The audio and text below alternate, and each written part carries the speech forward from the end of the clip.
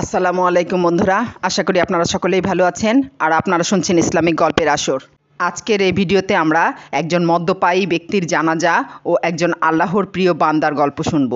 আল্লাহর এই প্রিয় বান্দা ছিলেন হাসান বসরি রাদিয়াল্লাহু আনহু। গল্পটি শেষ পর্যন্ত শোনার অনুরোধ রইল।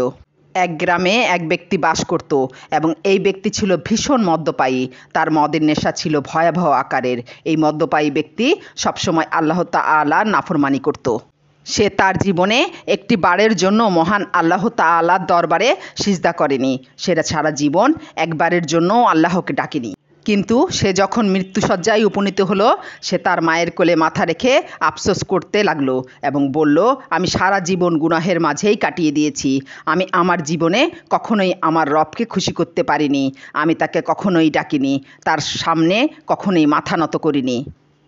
আমি আমার জীবনের সম্পূর্ণ সময় আমার নিজের হাতে শেষ করেছি। মা, আমার মৃত্যুর সময় ঘনিয়ে এসেছে। আমি তোমার কাছে একটা জিনিস চাইব। তুমি আমাদের জমানার শ্রেষ্ঠ আলেম হাসান বসরি রহমতুল্লাহ আলাইহের নিকট যাও এবং তার কাছে আমার জন্য সুপারিশ করো, তিনি যেন আমার মৃত্যুর পর আমার জানাজা পড়ান। কারণ আমি এতটাই গুনাহগার যে আমার জানাজায় কেউ আসবে না।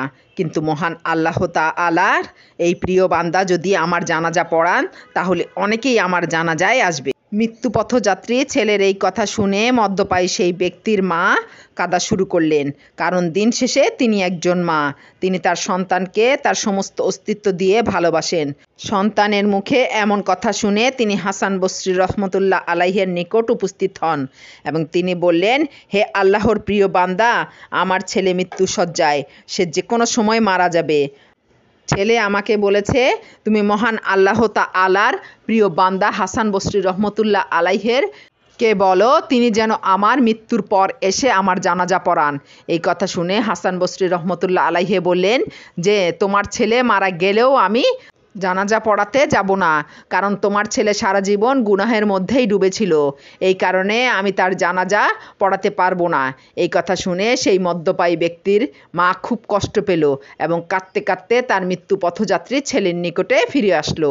সে পুনরায় তার সন্তানের মাথাকে তার কোলে রাখেন এবং বলতে থাকেন, বেটা, তুমি যদি সারা জীবনে একটিবারও আমার কথা শুনতে, তাহলে আজ হাসান বসরি রহমতুল্লাহ আলাইহে তোমার জানাজা পড়াতে ঠিক রাজি হয়ে যেতেন। এই কথা শুনে সেই মদ্যপায়ী ব্যক্তি বললেন, মা, তুমি শুধুই আমাকে একটা কথা বলো, আমার গুনাহ সবথেকে বড় নাকি আমার রবের ক্ষমা সবথেকে বড়? আমার নাফরমানি সবথেকে বড় নাকি আমার রবের রহমত সবথেকে বড়? এই কথা শুনে তার মা স্তব্ধ হয়ে যান। তিনি কোনো জবাব দিতে পারছিলেন না।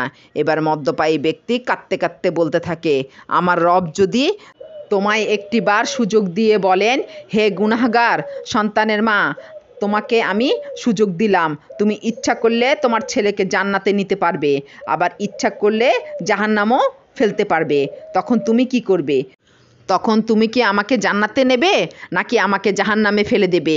এই কথা শুনে তার মা জবাব দিল, বেটা, মহান আল্লাহ তাআলা যদি আমাকে একটিবারের জন্য সুযোগ দেন, তবে আমি অবশ্যই তোমাকে জান্নাতের দরজায় নিয়ে যাব। আমি কখনোই তোমাকে জাহান্নামে ফেলে দেব না। তখন মদ্যপায়ী ব্যক্তি বলল, তুমি যদি আমাকে ভালোবেসে জাহান্নামে ফেলতে না পারো, তবে আমার রব আমাকে তোমার থেকে 70 গুণ বেশি ভালোবাসে, তবে তিনি কিভাবে আমাকে জাহান্নামে ফেলে দেবেন? এই কথা বলে সেই মদ্যপায়ী ব্যক্তি মৃত্যুবরণ করেন। ছেলের মৃত্যুতে মা খুব ভেঙে পড়েন। এমন সময় তার ঘরের দরজায় কেউ কড়া নাড়ে। সেই মদ্যপায়ী ব্যক্তির মা দরজা খুলে দেখতে পান সেখানে হাসান বসরি রহমতুল্লাহ আলাইহে দাঁড়িয়ে আছেন। সেই মদ্যপায়ী ব্যক্তির মা তাকে জিজ্ঞাসা করলেন, আপনি তো আমার কথায় আমার ছেলের জানাজা পড়াতে রাজি ছিলেন না, আপনি এই সময়ে কোথা থেকে এসেছেন আর কেনই বা এখানে এসেছেন? তখন হাসান বসরি রহমতুল্লাহ আলাইহে বললেন, আপনি চলে আসার পর আমার যখন চোখ ঘুমে আচ্ছন্ন ছিল, আমি ঘুমিয়ে পড়েছিলাম।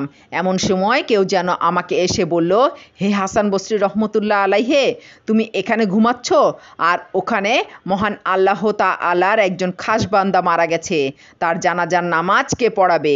যাও, মহান আল্লাহ তাআলার সেই বান্দার জানাজার নামাজ পড়িয়ে এসো। সুবহান আল্লাহ, মহান আল্লাহ তাআলা অনেক দয়ালু। এই ব্যক্তি সারা জীবন শুধু মদ্যপান করেছেন, গুনাহ করেছেন, কিন্তু মৃত্যু পথযাত্রায় সে শুধু একবার আল্লাহর কাছে তার গুনাহের জন্য অনুতপ্ত হয়েছিল, নিজের গুনাহের জন্য চোখের পানি ফেলে ক্ষমা চেয়েছেন, আর মহান আল্লাহ তাআলা এতেই তার সমস্ত গুনাহ ক্ষমা করে দিয়েছেন। সুবহান আল্লাহ। আল্লাহ তুমি সবাইকে সঠিক বুঝার তৌফিক দান করো। আমিন।